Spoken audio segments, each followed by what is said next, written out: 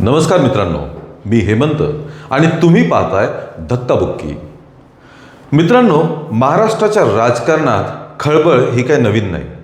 अगदी 2019 पासून आपण बघतोय की वेगवेगळ्या युत्या, वेगवेगळ्या आघाड्या, कोणी कोणाला पाठिंबा देते, कोणी कोणासोबत चाललंय, हे महाराष्ट्राच्या राजकारणात नित्याचंच झालंय. पण 2019 नंतर पक्ष फोडणे हा प्रकार प्रामुख्याने राजकीय वर्तुळात चर्चेत येतो. सध्या एकनाथ शिंदे यांच्या शिंदे सेनेचा ऑपरेशन टायगर हा जोमात चालू असल्याची चर्चा मागच्या काही दिवसांपासून होती. शिंदेंनी ऑपरेशन टायगर सुरू केलंय. इतर पक्षाच्या प्रामुख्याने ठाकरेंच्या शिवसेनेतील खासदारांसोबत संपर्क केला जातोय, त्यांच्याशी बोलणी चालू आहे आणि पक्षांतर बंदी कायद्यापासून या खासदारांना वाचवण्यासाठी काय काय कायदेशीर तरतुदी करता येतील याची सुद्धा तपासणी चालू आहे. इथपर्यंत गोष्टी बोलल्या गेल्या, इथपर्यंत चर्चा रंगल्या. इतक्या चर्चा मोठ्या होत्या, उद्धव ठाकरेंना आपल्या खासदारांना पक्ष सोडून जाण्यापासून वाचवण्यासाठी बैठक बोलवावी लागली. मातोश्रीवरती ही बैठक काही दिवसांपूर्वीच पार पडली. उद्धव ठाकरेंनी या बैठकीत खासदारांना भावनिक आवाहन केलं. मी तुमच्याच जीवावर ही लढाई लढतोय असं सुद्धा सांगितलं. माझा तुमच्यावर पूर्ण विश्वास आहे. इतरांना कितीही प्रयत्न करू द्या, मला माहिती आहे माझा शिवसैनिक पक्ष सोडून जाणार नाही.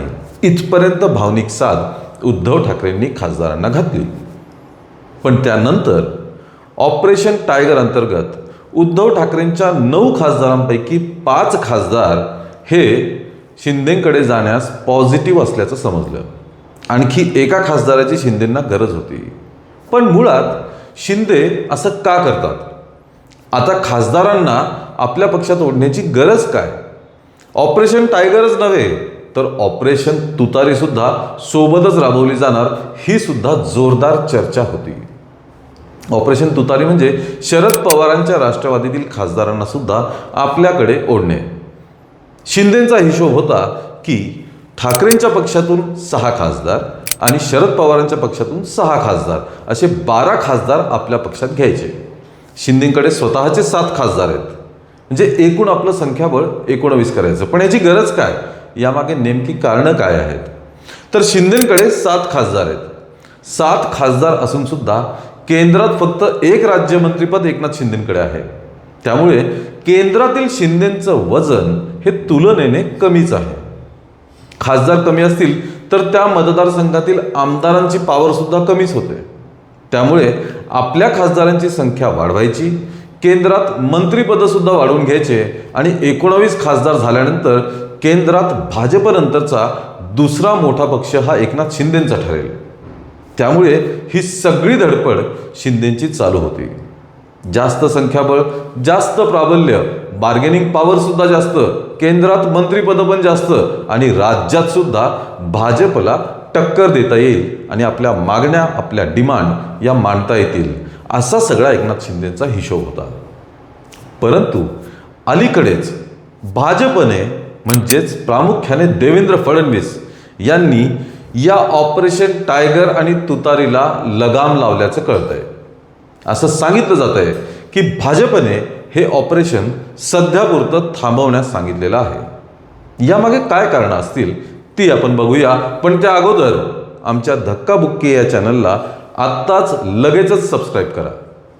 तर मित्रांनो, एकनाथ शिंदेंच्या या ऑपरेशन टायगरशी भाजपला आणि देवेंद्र फडणवीसांना काय प्रॉब्लेम असू शकतो?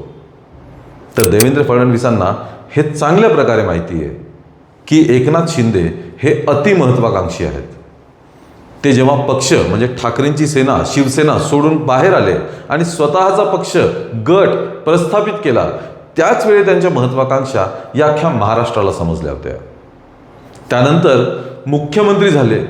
मुख्यमंत्रीनंतर सेकंड टर्मला उपमुख्यमंत्रीपद झाले. उपमुख्यमंत्री झाल्यानंतर त्यांची नाराजी ही काही लपून राहिलेली नाही. शिंदेंना दुसऱ्यांदा सुद्धा मुख्यमंत्रीच व्हायचं होतं, पण भाजपने तसं होऊ दिलं नाही. देवेंद्र फडणवीस मुख्यमंत्री झाले आणि एकनाथ शिंदे आणि अजितदादा पवार हे उपमुख्यमंत्री झाले. त्यामुळे एकनाथ शिंदे दुखावला गेल्याचं मोठ्या प्रमाणात बोललं गेलं. पण देवेंद्र फडणवीस यांनी वेळीच हे ऑपरेशन टायगर थांबवलं. याची काही कारणं आहेत मित्रांनो. एक, फडणवीसांना शिंदेची पॉवर वाढवू द्यायची नाहीये. त्यांच्यावरती कंट्रोल हा स्वतःचाच असला पाहिजे असं देवेंद्र फडणवीसांचं नेहमीच म्हणणं असतं. मित्र पक्षांवरती स्वतः कंट्रोल ठेवणं यात देवेंद्र फडणवीसांचा हातखंडा आहे. त्यासोबतच जर शरद पवारांच्या पक्षातील खासदार महायुतीत येणार असतील तर त्यांना एकनाथ शिंदेच्या शिवसेनेत न घेता सुनेत्रा पवार यांच्या नेतृत्वात राष्ट्रवादीमध्ये घ्यायचं असा निर्णय भाजपने आणि देवेंद्र फडणवीसांनी घेतलेला आहे. म्हणजे काहीही करून शिंदेचं संख्याबळ वाढू द्यायचं नाही. कारण खासदारांची जर संख्या वाढली तर केंद्रात त्यांचं वजन वाढतं. केंद्रात वजन वाढल्यानंतर मग मंत्रिपदांची मागणी होते. कॅबिनेट मंत्रिपद मागितलं जाऊ शकतं. कारण भाजपनंतर जर दुसरा मोठा पक्ष शिंदेचा बनणार असेल तर ते नक्कीच कॅबिनेट मंत्रिपदाची मागणी करतील आणि ती त्यांना द्यावी सुद्धा लागेल. सध्या शिंदेकडे फक्त एक राज्यमंत्रीपद आहे. शिंदेंनी 16 मार्चला अचानक दिल्ली दौरा केला. 16 आणि 17 मार्च ते दिल्लीतच होते. त्यांनी नरेंद्र मोदींची भेट घेतली, अमित शहांची भेट घेतली. त्यामध्ये याच बाबतीत चर्चा झाली असल्याचं कळतंय. ही सगळी गणितं रचून शिंदे परत आले. त्यानंतर महाराष्ट्रात अशोक खरात या भोंदूभावाचं प्रकरण सुरू झालं आणि मग ऑपरेशन टायगरला स्वल्प विराम देण्यात आला. आता हा स्वल्प विराम आहे का पूर्ण विराम आहे हे आपल्याला भविष्यात कळेलच. पण भाजपने आपल्या मित्रपक्षांना कंट्रोल करण्याची त्यांची जी रणनीती आहे ती इथे सुद्धा चालू ठेवल्याचं कळतंय. त्यामुळे सध्या ऑपरेशन टायगर आणि ऑपरेशन तुतारी इज ऑन होल्ड, म्हणजेच ते सध्यापुरतं थांबवण्यात आलेलं आहे. नंतर ते चालू होईल का नाही होणार, ठाकरेंचे खासदार शिंदेकडे येतील का नाही येणार, ऑपरेशन तुतारीचं काय होणार, शरद पवार आपल्या खासदारांना पक्षातच थांबवून ठेवण्यात यशस्वी होतील का, या सर्व राजकीय प्रश्नांची उत्तरं आपल्याला लवकरच मिळणार आहेत. त्यामुळे धक्काबुक्की या चॅनलला आत्ताच सबस्क्राईब करा, म्हणजे याच बातमीचे पुढचे अपडेट्स तुमच्यापर्यंत आम्ही वेळोवेळी पोहोचवत राहू.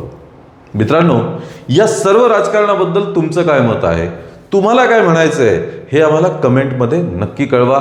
या व्हिडिओला लाईक आणि शेअर करा आणि आमच्या धक्काबुक्की या चॅनलला आत्ताच सबस्क्राईब करा. धन्यवाद.